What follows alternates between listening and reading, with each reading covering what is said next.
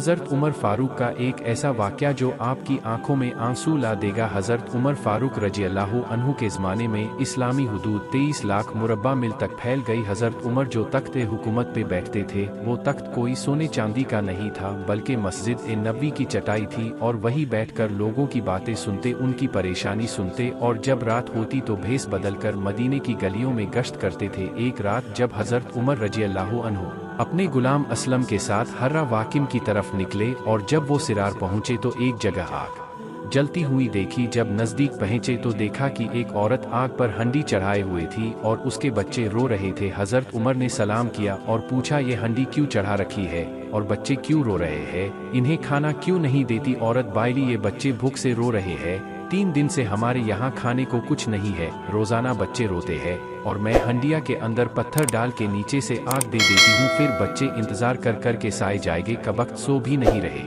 اور وہ پتھر پکے گے بھی کیا، اور میں عمر کی جان کو رو رہی ہوں۔ اللہ ہمارے اور عمر کے بیچ فیصلہ کرے۔ یہ بات سن کر حضرت عمر کا کلیجہ دہلنے لگا اور فرمایا، اللہ رحم کرے، عمر کو آپ کے بارے میں کیسے پتا ہوگا؟ عورت بولی، کیوں نہیں ہوگا؟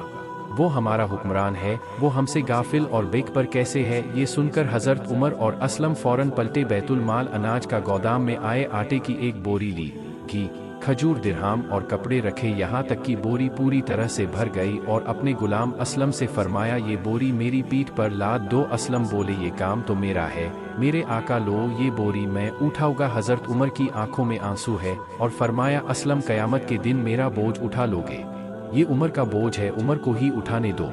یہ سن کر اسلم نے بائری ان کے پیٹھ پر ڈال دی، اور وہ عورت کے گھر جاتے ہیں اور دستک دیتے ہیں۔ وہ جب دیکھتی ہے تو اس کی جان میں جان آ جاتی ہے اور کہا، جلدی جلدی آٹا بوندو، اور حضرت عمر رضی اللہ عنہ سبزی کاٹنے لگ جاتے ہیں اور چولہے پہ سبزی پکانے رکھ دی جاتی ہے، اور جب آگ بجھنے لگتی ہے حضرت عمر جھک جھکے چولہے کے اندر پھونکے مارتے ہیں، اور جب کھانا تیار ہو جاتا ہے اور سب کھا لیتے ہیں تو حضرت عمر رضی اللہ عنہ بچوں کو خوش کرنے کے لیے ان کے ساتھ کھیلتے ہیں اور بچوں کو ہنساتے ہیں۔ جب بچے مسکرانے لگے تو عورت بولی، اللہ تعالیٰ آپ کو جزائے خیر دے، خلافت کے حقدار آپ ہو، عمر نہیں۔ حضرت عمر نے کہا، آپ عمر کو معاف کر دے۔ اس نے کہا، تو اتنی ہمدردی کیوں کرتا ہے؟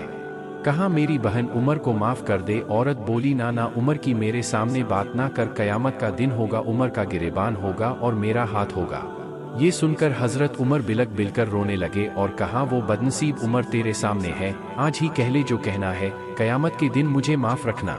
حضرت عمر رضی اللہ کہتے ہیں، اگر دجلہ کے کنارے اگر ایک بکری کا بچہ بھی پساسا مر گیا تو اس کا حساب بھی عمر سے لیا جائے گا۔ اللہ اکبر۔ یہ ہے اسلام اور اسے کہتے ہیں حکمران کنج العمال۔ تیری خلافت کا زمانہ یاد آتا